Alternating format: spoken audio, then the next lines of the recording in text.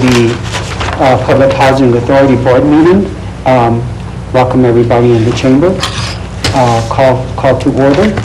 Roll call, please. Chairman Louis A. Hill. Present. Commissioner Michael Montero. Present. Commissioner David Uribe Jr. Here. Commissioner Joseph Baca. Here. Commissioner David Morrell. Here. Thank you, Chairman. We have four. Thank you. Pledge allegiance to the flag of the United States of America and to the republic for which it stands, one nation, under God, indivisible, with liberty and justice for all. Mr. Montoya, would you please?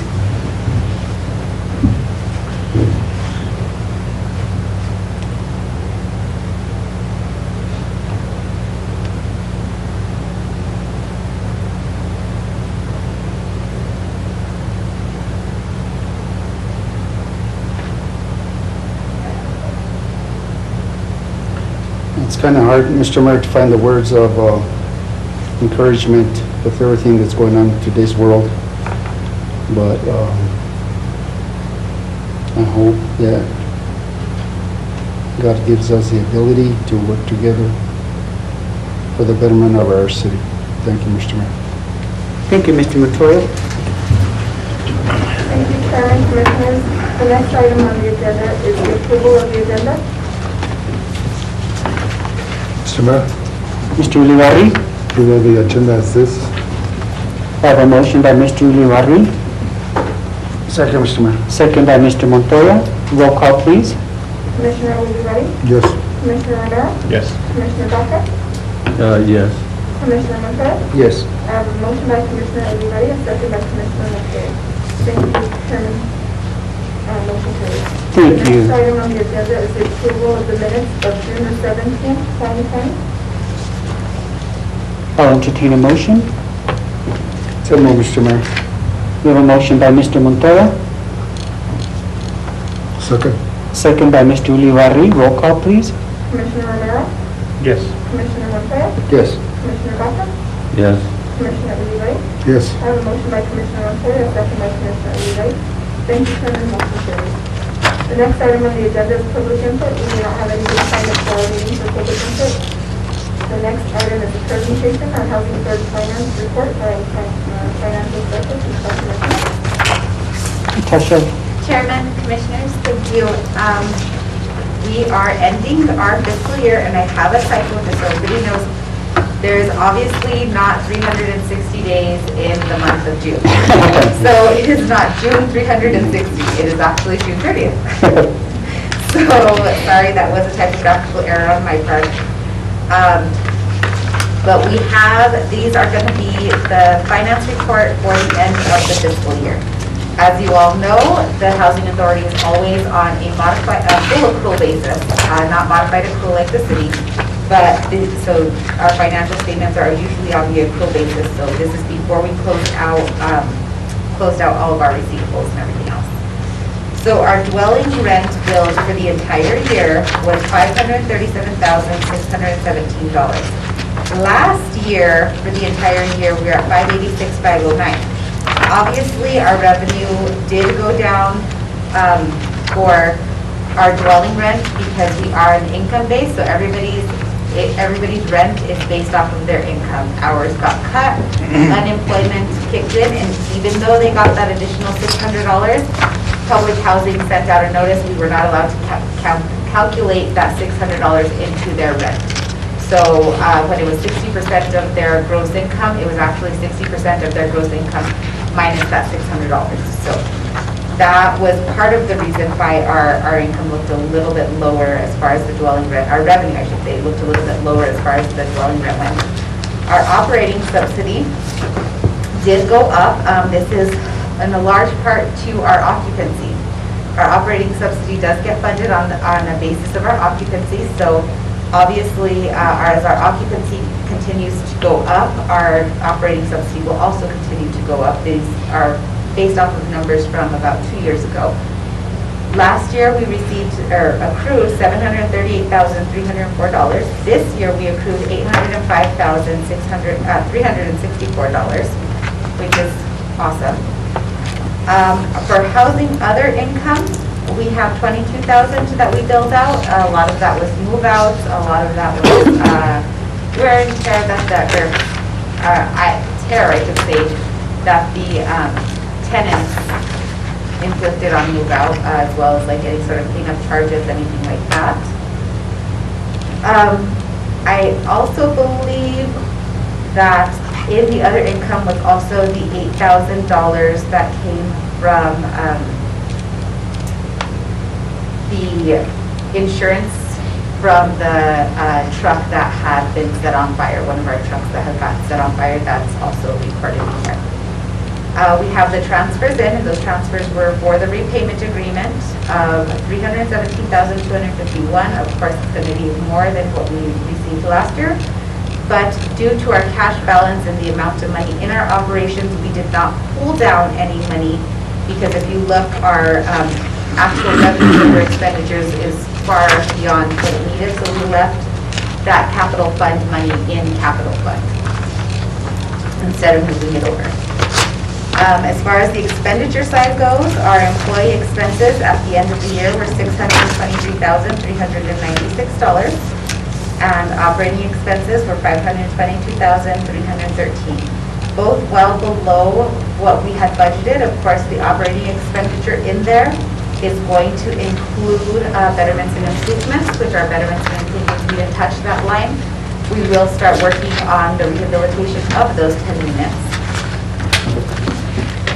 Now, at the end of this report, the only thing that I would like to add on to it was the fact that the repayment agreement is with, I believe it's already passed on to the attorney. We had told them to hold off because of the unit that we were purchasing, to not give us an actual price and deadline and that kind of stuff, so that we could have a different amount for budgeting purposes for the city itself. But with the sale of the 2409 Choya that didn't go through because of issues that, title issues that had happened, or actually the issues with the mortgage company, we will be still, the city will still be liable for $3,584,000, and that is taking out the 2412 Choya out of the 3.8 million and the 2400 Yucca address out of the 3.8 million, and adding back in the $79,674. So that's just a little summary on how that's going for the repayment agreement as well. Any questions? Mr. Mayor, Mr. Baca? just one question. If I heard you correctly, you said that a truck that was lit on fire? How did that happen? Our maintenance supervisor was on call, and he was at his home, and there was a number of vandalisms that happened down his street that night, and one of the things that happened was they set our work truck on fire outside his residence. Yeah, because it was at his residence, will the insurance cover that? It did. It covered 8,000 of it. They totaled the truck and sent us a check for 8,000. They did the whole thing. We do have an on-call take-home car policy, so I think that covers it as far as the city is concerned, correct? Was a police report done? Everything, police, fire, all of those reports were completed, correct? Okay. Obviously, somebody didn't like housing, I guess, in the city. Well, no, they slid a lot of tires down that road. Oh, did they? They attempted to set another car on fire, so it wasn't just us. Yeah. With permit commissioners, we do have, they actually have video surveillance. And Oh, do they? I believe they did catch the person. Oh, good. We thought the same thing, maybe they were targeting our city, the Yeah. city, but there was about 12 or 13 Really? other, and not just one tire. Some of the tires were all 4 slashed, some were 3 slashed, some were 2. Yeah. In fact, they slashed 2 of our maintenance supervisors' personal Personal vehicles also, Wow. along with the city truck. Thank you for that And they attempted information. to burn another vehicle. Yeah, Yeah. thank you both for that information. I'm just asking because if somebody on the committee calls me and asks me, I can't say, I don't know. Yes, So no, thank you. that Thank you. is, and that, it happened, and we Okay. took care of it, and now all we can do is move on from here. Yeah, thank you. Is there anything in the financial report that you need to bring our attention to that's that you think we should know about? Something that's, The only thing that I wanted, that I did let you guys know was that we did not transfer any funds from our capital fund due to the amount of money that we do have in our operating cash balance. So we didn't do a capital fund transfer. Additionally, the fact that we only hit 62% on the operating, that has to do with the betterments and improvements. And like I said, we will be working on rehabilitating those 10 units this coming fiscal year. thank you, Tasha. You're welcome. Thank you, Chairman. Commissioners, the next item on the agenda is the Housing Director's monthly report. So I'm reporting the office and maintenance staff continues with the day-to-day operations despite the lobbies being locked, so no services are being affected. The 5-unit de minimis was completed, as well as the fencing project on Sagebrush, but as I mentioned before the meeting started, somebody did cut the fence the day after it was installed, so we're going to try and get that repaired as soon as possible. Also, we're very proud of our housing staff for having successfully filled all 251 housable units by the deadline of June 30th. This should greatly assist our scores with HUD, and everybody in our staff has been actually thanked by our HUD field office. We personally called to thank each and every one of us for the job that we did. It was, you know, we have throughout the several months, sometimes we have 7 vacancies, 6, 8, 10 vacancies, and they filled every single unit by our June 30th deadline, every housable unit, that is. That's So wonderful. we're really proud of our staff for that. It was quite an accomplishment. We just got to keep that up, so we just have to hold off already. So it just changes, you know, every month is different. We have move-ins, we have move-outs. Housing also continues to work closely with the Northern Regional Housing Authority on the transfer. The Las Vegas Housing Authority to the Northern Regional Housing Authority. Our housing managers are up to date with their annual lease renewals, which is very good, despite not having contact with the tenants. We're still doing that. Our annual inspections are on hold due to the safety concerns of the COVID-19, but we have received permission to. We have a little bit more time to catch up on that, so we'll get that done.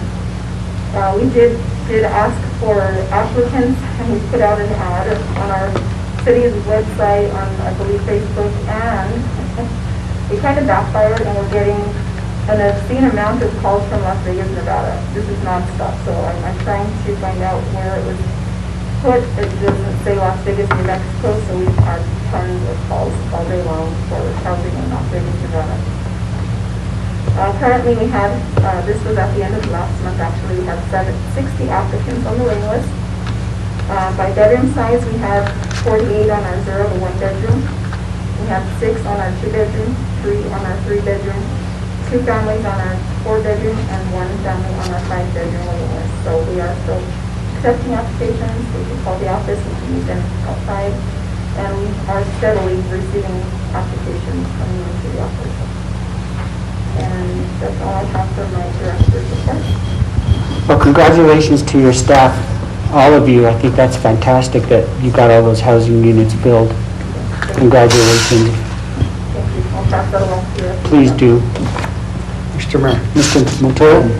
Madam Director, I was going to ask you, what kind of an investment was that in dollars wise on the fencing? And where was it sourced from? Oh, I think that was the project too. Yes. Sorry, the projects usually all come from me. The fencing project was a capital fund project that was funded through our capital fund program. It was actually I think they were actually 2017 dollars that, well, they're accumulated every year. So that's where the actual money came from. I think at the end, the entire project costed us about $28,000, and the damage that was caused, I would say, is about roughly about maybe $175, $200 that we need to get fixed. So it's not much, but it's still, we hadn't even written the check when the fence got, we hadn't even got an invoice for it when the fence got cut, so. Yeah, Mr. Mayor, and the reason I bring this up is because, you know, people in this community need to understand that, you know, the city's trying to improve our communities. our housing units and so forth, and for us to spend $28,000, and then they go and mess it up, cut it up the same day or the day after, that's kind of ridiculous, and again, maybe we need a little bit more policing in that area, but it's so discouraging sometimes when you try to move forward and you end up being 2 steps back, but thank you for your efforts and for acquiring that funding and for getting that job done. It looks really nice. It does look nice. Thank you, Mr. Montoya. Anybody else? I just wanted to add on the end of that, for as far as the FOS scoring goes. So for the FOS scoring, they're going to give us the same score as last year. So we did work very hard, and we had gotten 5 units off, so that will help us for our operating subsidy dollars, but it won't help our score, which is good, not good for us, but it was good that we did it. Additionally, now that we'll get those 10 units, because all of those units that we have that are boarded up, as well as the inaligibly sold units, are actually counted against us. So even our maintenance, house managers, all of the staff working at 100% and getting everything 100% filled, we still show 17 vacancies regardless. So that's a little bit of a hit. So I'm hoping that with this repayment agreement, we can somehow balance it out so that we can see it on paper as well and get compensated for it the way that it should be, rather than it still counting against us. So hopefully it'll all get settled soon. Mr. Mayor, Mr. Montoya? and are you going to continue the fencing next to the schools, on Sagebrush and that area, or no? Are you talking about the Kaya Contenta area? Yes. The Kayas, I don't have a scope out for fencing in that area. Okay. Because a lot of the fence that's built, that is there, it's on the school's property, so we would just be putting a fence on top of a fence. So right now, we don't have that because it is on the school's property. It's not on our property to fix or replace. But we can look towards adding that to our 5-year plan and putting fencing around that area too. The only problem is, as we put fencing up, it has to be maintained. Like if our inspectors were to come down and see, regardless of the whole fence being perfect, that one spot is going to gig the entire units, all of them. The whole site. The whole site will get gigged for that one cut in the fence.